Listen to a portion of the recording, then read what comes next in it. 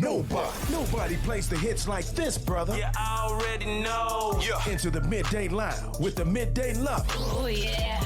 Jackie Tramel and the Midday Crew, Crystal and K. Rose. Yep, that's my crew. Hey. What's going on, everybody? It's the Midday Lover, Jackie Tramel. This is Global R&B 96.3, the real deal in digital radio. I finally got you locked in for the next 2 hours, man. Only thing I need you to do is just sit right back, relax, and let's get into this conversation. You know what? On this, I almost forgot. I got my lovely co-host, a lady named D. Go ahead and talk to him, baby. Hey, world. Hey, world. Texas. I don't care what you say. I know. It looks all over your face. All over your face. But, man, listen. As always, we got a hot show for y'all today. We are discussing co-parenting. We discussed this before, but however, what happens when one parent decides to make unnecessary drama? I said it again. Unnecessary drama based off of emotions. After a recent revelation about a celebrity couple and their co-parenting has surfaced, I think it's time that we discuss this. So, Lady D, go ahead and take this part. All right, so I know you don't really get into the whole reality TV shenanigans, but I do. So I watch Love and Hip Hop. That's your guilty, ignorant pleasure. You're guilty. I do watch Love and Hip Hop, and I thought it was interesting because, Erica Mena and Safari Samuels, they were married. They went through a divorce, and I remember the divorce was horrible. And afterwards, she went on this whole tangent about how he doesn't come see his kids and he doesn't pay child support. And recent episodes have proved that that's not true. And we're both co-parenting. So yeah. I felt like this would be a really dope conversation because I know a lot of our listeners are probably co-parenting as well. Man, it seems to be the norm inside society today. So unfortunately. So when it came down to this, why do you think people are weaponizing their children against co-parenting? Immaturity. I feel like people do things like that when they have such a strong emotion against the other co-parent that they're not even thinking about the welfare of their children at this point or their children's mental or anything like that. Mm-hmm. Because it's all like whether or not I've liked the father of my kids or not, I make it a point not to drag my kid's other parent, through the mud because eventually your kids are going to see what it is. What you're saying is you don't like that Negro. You don't like that Negro, huh? I mean, you get on my nerves. I was about to say, you don't really have to answer the question. You get on my nerves, but like as far as parenting goes, like that, like as a parent, I wouldn't want him dragging my name through the mud because I take care of your kid, and I don't want nobody. I wouldn't drag his name through the mud because he'd be helping take care of his kids. So facts. In my opinion, I'm going to definitely say that people are angry. I'm going to say people. I want to make sure I clarify the word people because I know everybody usually say I'm going to come from women and stuff like that. As me and you have discussed in previous shows, I'm getting tired of the division between, I'm going to say black man and black woman. I don't care about anybody else. I'm only caring about my culture right now. Black man and black woman. So I'm going to say people in this instance, they're often going to be angry. They're often going to be confused. And they're often going to be penitent or sorrowful. Okay? So, and I believe that people naturally use their children as a form of revenge to inflict pain on the other parent, all right? So let's be clear. No parent, in my opinion, no parent has the right to withhold the other parent's God-given right to be a parent, all right? I agree. To their children.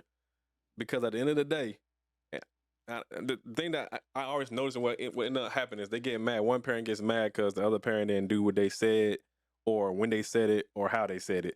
So I think that's off of pride and I'm gonna say pride. I'm gonna say that's pride and evilness right there. And that, I feel like it's an ego trip. Okay.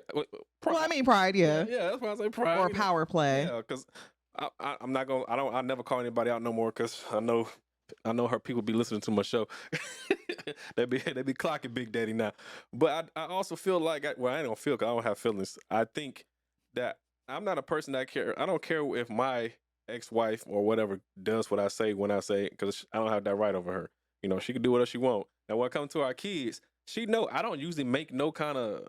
I don't say nothing. I don't do nothing inside her household.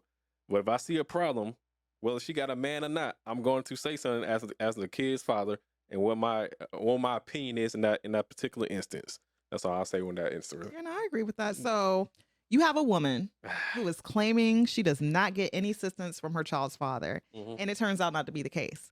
So do you think that it makes it harder for women who are actually not getting assistance when women do stuff like this? Hold on, say that one more time.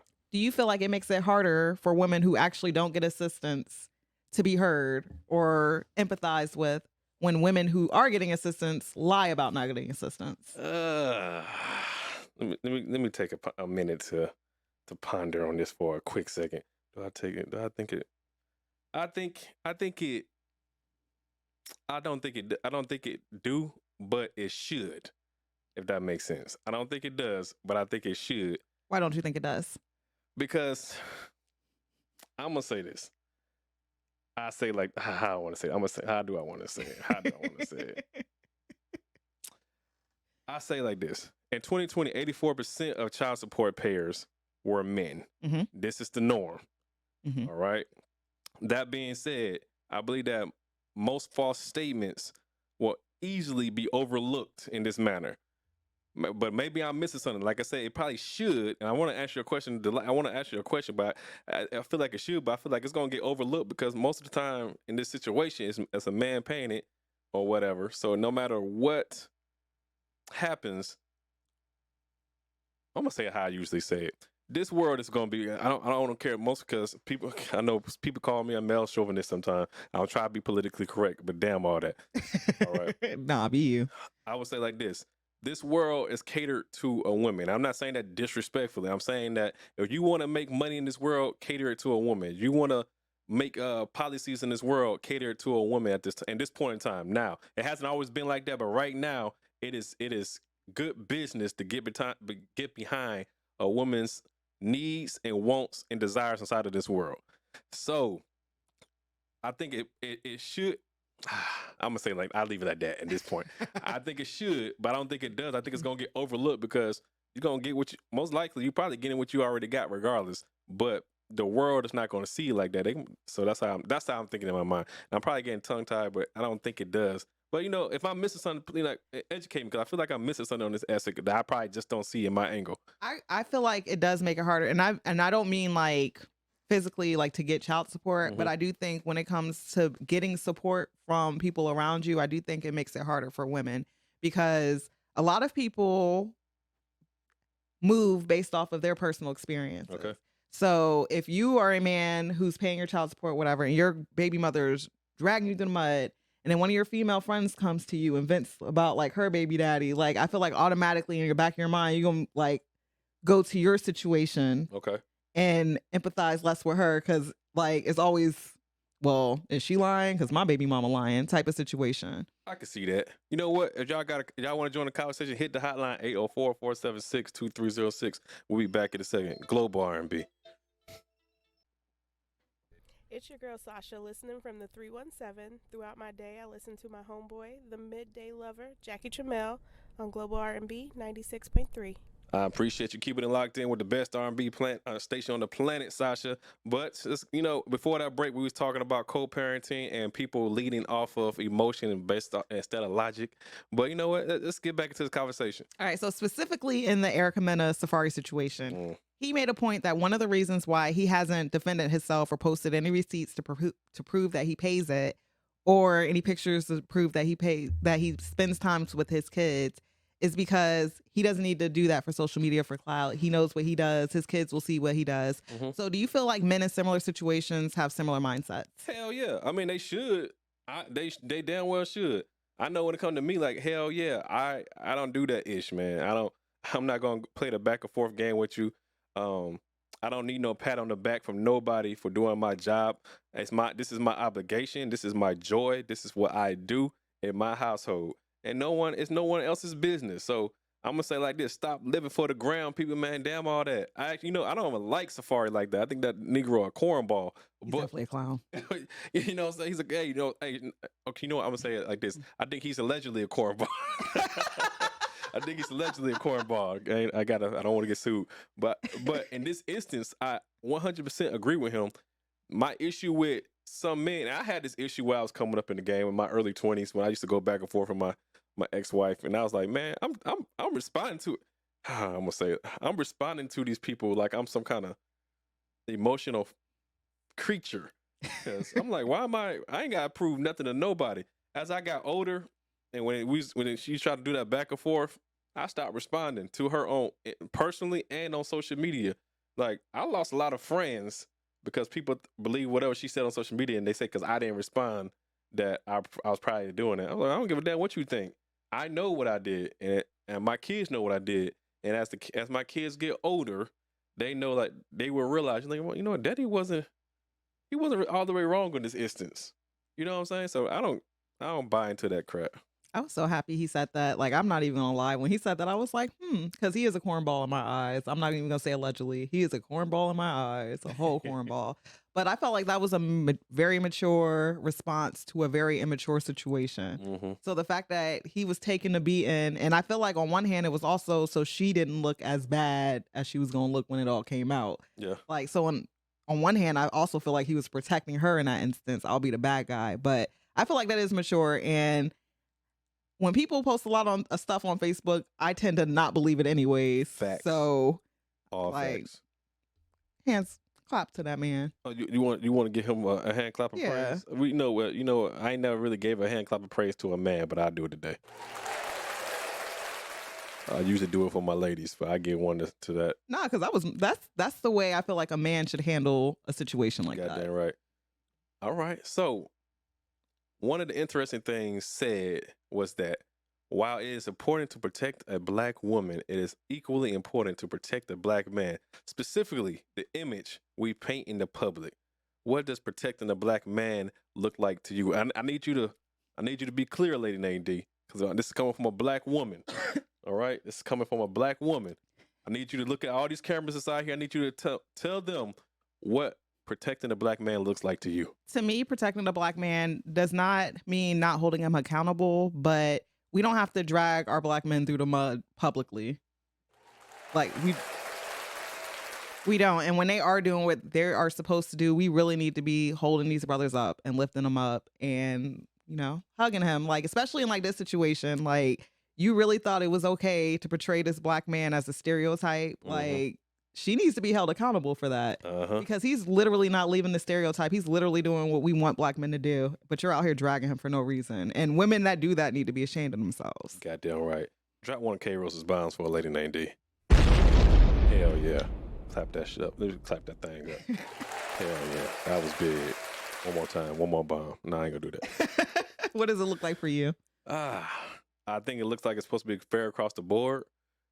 I think it looks like building a united front against the enemy of the status quo. For example, I'm gonna go back and use child support as an example because that's kind of the topic right now.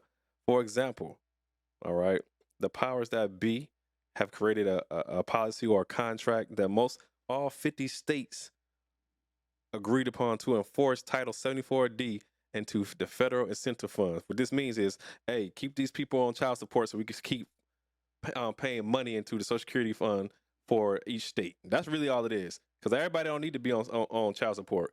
Like, even people that don't, some judges will literally force you into child support so they can keep paying this fund with the Social Security fund. And all 50 states have this. I'm not saying it's a good thing. I'm not saying it's a bad thing. You can look at it how you want to look at it. But I do know inside, at least for, I'm going to say the black community, because that's what I see. I can't talk about anybody else's community, that this creates a strong division. Because nobody play about their money. Nobody play about their money. So it creates a strong division, all right? Whether it's division of money, whether it's division of power, whether it's division of whatever it could be. It's a strong division between us. And that go all the way back to the 70s. And I ain't even about to go into that. It was when they talking about taking the black men out of the household so the black women can get food stamps. I ain't going to go into all that right now. I would say let's work together instead of dragging each other down, instead of beating each other down, instead of pulling us down. Let's uplift, let's encourage, let's educate one another. You know what I'm saying? There's a reason why if you looked at my show, I am the main, I'm it. I'm top dog on my show. This is Midday with Jackie Tramel. But I surround myself with black women on purpose. Now, they probably never realize this, but I surround myself with them on purpose. All right? So I say this to say this. For me to protect me, hold me accountable. And Lady D and then Carrie Rose and Crystal J, they'll tell you, I can get out of pocket sometimes. Oh, definitely will. but they hold me accountable. But what do I do the same thing to y'all? The You exact hold us same. I accountable. You hold definitely held me goddamn accountable like 2 days ago. So I hold you accountable. You know what I'm saying? That's all I'm saying. And I think that's what I think that's what this shit look like. I want you to hold me accountable, but don't beat me down. Like I was talking to K Rose one day. We here had I think we had a show we had it on the show, and I was telling her, I was like, hey, you do a lot of criticism, but you don't really encourage all the time. And I don't think she does that on purpose. I just think that she's naturally a person that likes to get things done perfectly, and that's cool. Some people are like that. But me, how I like to talk to people is I was like, hey, you know what? Sometimes you gotta break them down to build them back up, or you gotta address the situation a certain way. Like, hey, I do it like I do that. I work with some of my employees. Say, hey, you did this good, but you have some improvements that you probably got to do right here. That's how we should be approaching each other. Hold them accountable, but criticize with love and go forward. But hold it accountable, but encourage and uplift. That's my thought process on that. I agree. We want to hear from y'all, man. Make sure y'all hit the hotline 804-476-2306. Also follow us on Spotify, iHeartRadio, and Google Podcasts. All thing you gotta do is look for Global R&B 96.3. But hit the YouTube channel, man. Click like and subscribe. We'll be back after this break. Global R&B.